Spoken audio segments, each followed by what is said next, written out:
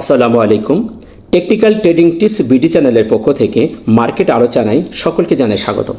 আশা করি সকলেই ভালো আছেন। আলোচনার শুরুতেই আমি ছোট্ট একটি কথা আপনাদের বলতে চাই, সেটি হলো আপনি একজন বিনিয়োগকারী, আপনাকে হতে হবে অত্যন্ত তীক্ষ্ণ বাজ পাখির মতো বিচক্ষণ এবং শিকারী হতে হবে এবং ধৈর্যশীল হতে হবে, লোভকে নিয়ন্ত্রণ করতে হবে। আপনি যদি আপনার শেয়ার কেনা এবং বিক্রির বেলায় উদাসীন ভাব দেখান এবং অন্যের উপরে ডিপেন্ড করেন, তাহলে আপনি এই মার্কেট থেকে প্রফিট নিয়ে ঘরে ফিরতে পারবেন না। সেটি আপনারা দেখেছেন। মার্কেট নেগেটিভ, মার্কেট একটি স্থিতিশীল অবস্থায় সাইডওয়েজ হয়ে যাওয়ার চেষ্টা করছে, কিন্তু এখান থেকেও কিছু কিছু লোক বিজনেস করে যাচ্ছে। আমি আমার অ্যানালিসিসে বেশ কয়েকদিন ধরে কয়েকটি সেক্টর নিয়ে কথা বলছি। আপনারা সেই সেক্টরগুলো দেখেছেন, কত সুন্দর মুভমেন্ট দিয়ে তারা সামনে এগিয়ে যাচ্ছে। সো সেই সেক্টরগুলোকে নিয়ে আমি আজকেও কথা বলবো। তো সেই আলোচনার যাওয়ার আগে আমরা প্রতিদিনের মতো মার্কেটের কী নতুন পরিবর্তন ঘটছে সেটা দেখে আমরা আমাদের মূল আলোচনায় ফিরে যাব।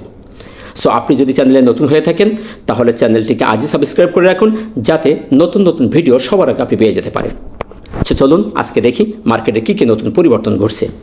শুরুতেই আমরা দেখতে পাচ্ছি 130টি শেয়ার পজিটিভ হয়েছে, 205টি শেয়ার নেগেটিভ, 42টি শেয়ার কোনো পরিবর্তন না হয়ে 28 পয়েন্ট মাইনাস করে মার্কেট 5300 পয়েন্ট অবস্থান করছে।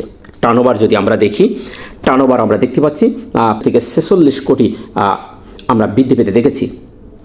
সো এই দিক থেকে আমরা বলতে পারি মার্কেটে কিন্তু টার্নওভার হচ্ছে, খুব আহামরি কিছু না হলেও ক্রমান্বয়ে আস্তে আস্তে বৃদ্ধি পাচ্ছে। আমরা বেশ কিছুদিন যাবত দেখতে পাচ্ছি যে মার্কেট 500-র উপরেই টার্নওভার হচ্ছে।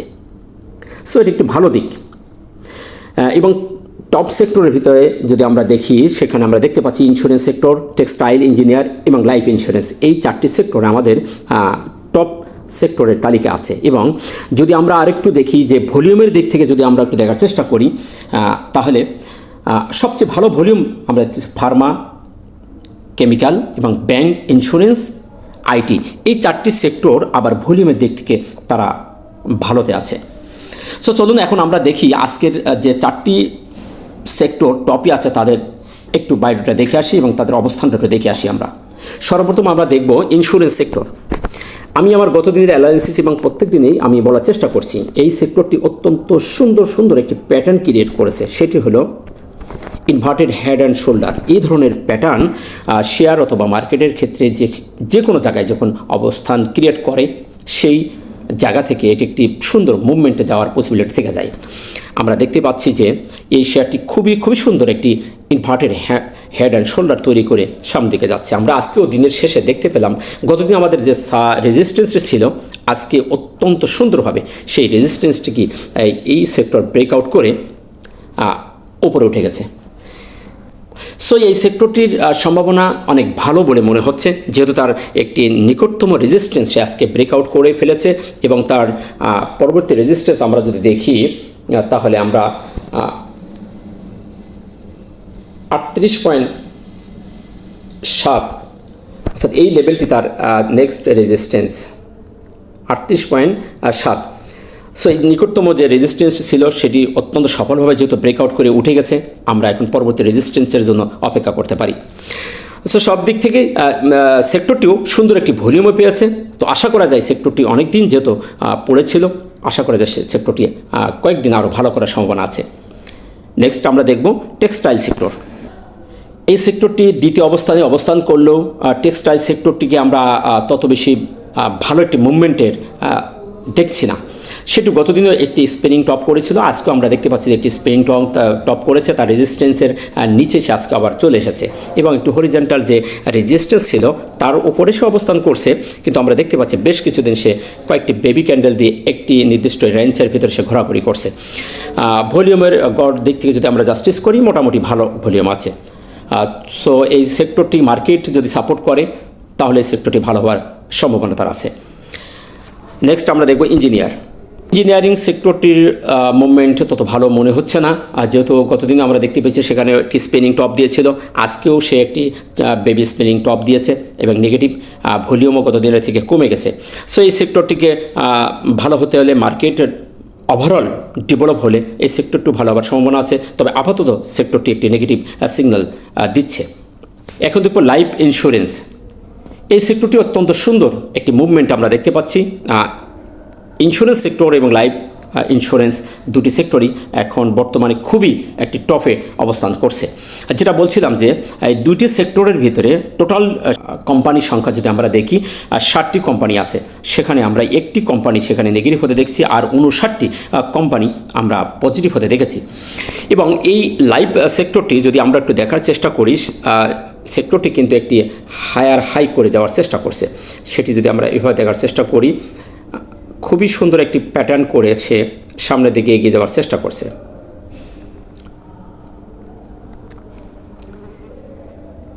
এভাবে সে সামনের দিকে এগিয়ে যাচ্ছে, সুন্দর একটি হায়ার হাই করে সামনের দিকে যাচ্ছে। আমরা নিকটতম তার রেজিস্ট্যান্স যদি দেখি 64.4 তার রেজিস্ট্যান্স ছিল।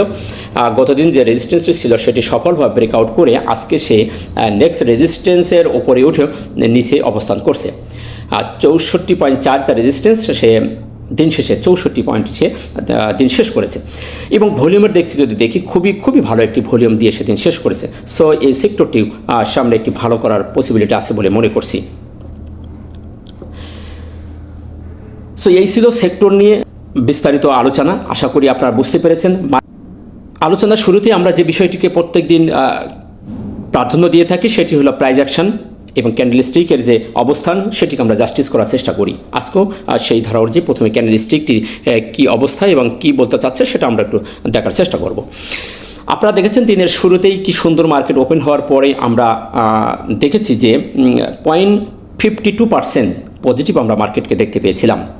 যদি ক্যান্ডেলস্টিককে যদি আমরা একটু জাস্টিস করি এবং এটি স্কেলিং করে যদি দেখি, তাহলে দেখতে পাই আমরা 0.52% সে পজিটিভ হয়েছিল। দিন শেষে আমরা দেখতে পেয়েছি সে সেই পরিমাণ অর্থাৎ 52% মাইনাস হয়ে দিনের শেষে 5300 পয়েন্টে অবস্থান করছে। এবং দিনের শেষে আমরা দেখতে পেয়েছি যে 28 পয়েন্ট মাইনাস করছে। এবং আমরা যে ক্যান্ডেলটি দেখতে পাচ্ছি এটি একটি 50-50, তার শ্যাডোটিও 50, যতটুকু উঠেছিল তার বডিটিও 0.52%।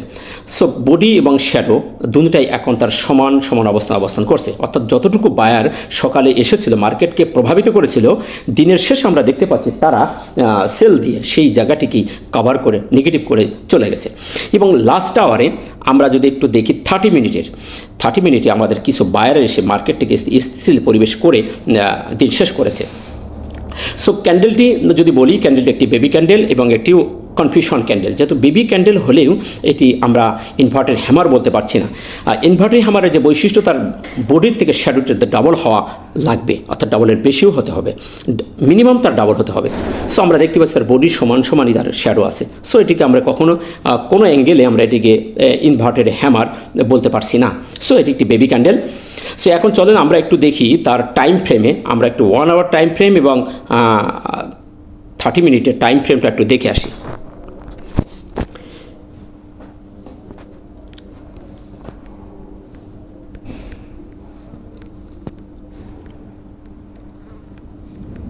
আমরা যদি আজকের 1 আওয়ার টাইম ফ্রেমটা দেখি, তাহলে আমরা দেখতে পাচ্ছি যে আমাদের মার্কেট একটি ডাবল টপ করার চেষ্টা করেছে। অর্থাৎ ডাবল টপ কনফার্ম একটি ডাবল টপ করে একটা ডাবল প্যাটার্ন করেছিল।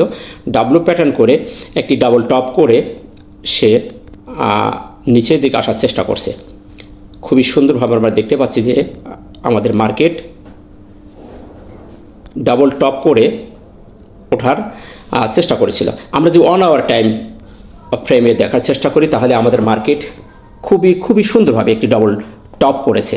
ডাবলো প্যাটার্ন করে খুব সুন্দর একটি ডাবলো তৈরি করছে এবং দুটি ডাবলোর যে ওপরের দুটি জায়গায় খুবই সুন্দরভাবে আমরা দেখতে পাচ্ছি যে এখানে একটি টপ করে এখানেও সে একটি টপ করেছে করে মার্কেট এখন নিচের দিকে নেমে আসার চেষ্টা করছে। মনে হয় মার্কেট আমাদের এই সাপোর্টকেই অনার করবে। যে হারে মার্কেট প্রতিদিন সকালে প্লাস, দিন শেষে মাইনাস হচ্ছে এবং আমরা প্রত্যেক দিন একই একটি স্টাইল দেখতে পাচ্ছি। তো সেদিক থেকে হয়তোবা মার্কেট আমাদের এই সাপোর্টকে অনার করতে পারে। সো এই ধরনের ডাবল টপ করার পরে মার্কেট একটি নেগেটিভই হওয়ার সম্ভাবনায় থেকে যায়। সো আমাদের মার্কেট যেহেতু একটি সাইডওয়েজ থাকার চেষ্টা করছে, সো এখন আমাদের দেখার জায়গা বাকি আছে, যেহেতু আমাদের ইম্পর্টেন্ট সাপোর্ট নিচে আছে। এখন চলুন আমরা যদি এটিকে আরও 30 মিনিটের টাইম ফ্রেম একটু দেখার চেষ্টা করি, তাহলে আমরা এখানেও দেখতে পাচ্ছি যে ডাবল টপ করছে এবং আমাদের যে নিম্নগামী মার্কেটকে যে নিচের দিকে ধাবমান সেটিও অব্যাহতি আছে। এবং আমরা আজকের দিনের শেষে যে লাস্ট 30 মিনিটের যদি আমরা একটু দেখার চেষ্টা করি, লাস্ট 30 মিনিটে আমরা দেখতে পাচ্ছি একটি নিউট্রাল ক্যান্ডেল, একটি ডোজি ক্যান্ডেল করে দিন শেষ করেছে। এবং তার আগের 30 মিনিটে আমরা দেখতে পাই যে একটি হ্যামার ক্রিয়েট করছে। এখানে যথেষ্ট পরিমাণ সেল প্রেশার হয়েছিল, কিন্তু সেই সময়টার ভিতরে বায়াররা আবার সেটাকে উঠিয়ে উপরে নিয়ে একটি হ্যামারের পরিণত করেছিল। লাস্ট 30 মিনিট আমরা দেখতে পাচ্ছি বায়ার এবং সেলার সমতায় অবস্থান করছে। সো আমাদের এখনও কনফিউশন রয়ে গেছে। এ ধরনের কনফিউশন আমাদের প্রত্যেক দিনের শেষে আমরা দেখতে পাচ্ছি। সো দিনের প্রথমেই আমরা হয়তোবা আগামীকালও মার্কেট কিছু সময় পজিটিভ দেখতে পারি, দিনের শেষে হয়তোবা আমাদের আবার নেগেটিভ একটি সিগন্যাল আসতে পারে। যেহেতু আমাদের ধারাবাহিকভাবে প্রত্যেক দিন এ ধরনের সিমটম আমাদের করছে, দিনের শুরুতে পজিটিভ, দিনের শেষে নেগেটিভ হয়েও লাস্ট 30 মিনিট 15 মিনিটে এসে তারা পজিটিভ একটি মুভমেন্টে অথবা নিউট্রাল রেখে দিন শেষ করছে। সো এখন দেখার বিষয় আগামী কাল মার্কেট কোন ধরনের সিমটম করছে। সো আমাদের সবসময় সজাগ থাকাটাই বেটার বলে আমি মনে করছি। সো সেদিক থেকে যদি ওভারঅল ক্যান্ডেল স্টিকের ব্যাপারে যদি বলি, ক্যান্ডেল স্টিকটি নেগেটিভ অবস্থান করছে। এখন যদি আমরা ভলিউমটা দেখি, ভলিউম গতদিনের থেকে আমরা দেখতে পাচ্ছি 46 কোটি বৃদ্ধি পেয়েছে। সো এ ধারা যদি অব্যাহত থাকে, আমাদের মার্কেট পরিবর্তনের জন্য ভলিউম অত্যন্ত জরুরি। মার্কেটের প্রাণশক্তি বলেন, ফুয়েল বলেন, ভলিউমে একান্ত তার জরুরি একটি বিষয়। সো আমাদের মার্কেটকে আরও সুন্দরভাবে ডেভেলপ করতে হলে আমাদের মার্কেটের টার্নওভার বৃদ্ধি করতে হবে। আমরা দেখতে পাচ্ছি দুটি সেক্টরই আমাদের লিড দিয়ে নিয়ে যাচ্ছে, কিন্তু সেই হারে আমাদের টার্নওভার হয় নাই, ভলিউম বৃদ্ধি পায় নাই। সো আমাদের মার্কেটকে আরও সুন্দর সামনের দিকে এগিয়ে যেতে হলে ভলিউমকে বৃদ্ধি করতে হবে। সো এই ধারা যদি অব্যাহত থাকে, এখান থেকে যদি ভলিউম বড় আকারের কোনো পরিবর্তন, বড় আকারের কোনো ধস না নামে, তাহলে আশা করা যায় মার্কেট দেরি হলেও হয়তোবা খুব তাড়াতাড়ি মার্কেট একটি ভালো অবস্থায় যাওয়ার পসিবিলিটি আছে। সো ভলিউমের অ্যানালাইসিসটি মোটামুটি সন্তোষজনক। এখন যদি এমএসসিডি এবং হিস্টোগ্রাম অ্যানালাইসিসটা আমরা একটু দেখি, যেটি অ্যানালাইসিসটা আমাদের অত্যন্ত গুরুত্বপূর্ণ একটি সিগন্যাল প্রদান করে থাকে প্রত্যেক দিনের মার্কেটে। আমরা জানি হিস্টোগ্রামের বারটি সবুজ হওয়া মানে আমাদের মার্কেটে বায়ার অত্যন্ত স্ট্রং, এবং হালকা সবুজ বার হয়ে যাওয়া মানে আমাদের মার্কেটে সেলার স্ট্রং। সেই ধারা অনুযায়ী আমরা দেখতে পাচ্ছি যে মার্কেটে আমাদের সেলাররাই এখন ক্ষমতাধর, বায়াররা দুর্বল। যারা বায়ার তারা দুর্বল, সকালে একটু ভালো থাকলেও দিন শেষে তাদেরকে প্রতিহত করে সেলাররাই মার্কেটে জয়ী হয়ে দিনের পর দিন তারা চলে আসতেছে। আমরা অনেক দিন যাবত দেখতে পাচ্ছি যে একদিন এই দিন থেকেই 7ই নভেম্বর 10ই নভেম্বরে একটি সিগন্যাল দিয়েছিল, তারপর আমাদের সবুজ বার ক্রিয়েট করার পরই আমরা আজ 6 দিন প্রায় 6 দিন আমরা দেখতে পাচ্ছি, 5-6 দিন আমাদের মার্কেট কন্টিনিউ হালকা সবুজ বার ক্রিয়েট করছে। অর্থাৎ আমরা প্রত্যেক দিনই দেখতে পাচ্ছি যে আমাদের মার্কেট যারা বায়ার তাদেরকে প্রতিহত করে সেলাররাই জয়ী হচ্ছে। সো এই টেকনিক্যালে এই টুলসটি অত্যন্ত গুরুত্ব সহকারে আমরা দেখে থাকি, সেটি আপনারা দেখেছেন। কেন দেখে থাকি? এটি কিন্তু খুবই সুন্দর একটি সিগন্যাল আমাদের প্রদান করে থাকে। কালকে আপনারা দেখেছেন যে সিগন্যালটা দিয়েছিল, আজকেও সে বলেছিল যে মার্কেট নেগেটিভ হবে, মার্কেট নেগেটিভ হয়ে গেছে। তার আগের দিনও সে যেভাবেই সিগন্যালটা দেয় ঠিক সেইভাবেই মার্কেট যাওয়ার চেষ্টা করছে। সো আজকে আমরা দেখতে পাচ্ছি যে তার বারটিও গতকালের থেকেও এক স্টেপ ডাউন হয়ে গেছে। সো এই টুলসটির অ্যানালাইসিসে মার্কেট নেগেটিভ একটি সিগন্যাল প্রদান করছে। এমএসিডির যে রেখাটিও সেটিও আমরা দেখতে পাচ্ছি তার হালকা মুখ ঘুরিয়ে দিয়েছে। সো এই ইন্ডিকেটরটি খুবই স্লো, এটি লং টার্মের জন্য খুবই ভালো কাজ করে। সো এটি নিয়ে আর তেমন কিছু নেই, এটিও এখনও পর্যন্ত পজিটিভ আছে। আরএসআই যদি দেখি, আরএসআই গত দিনের থেকেও কমে গেছে, আরএসআই আছে 49.51।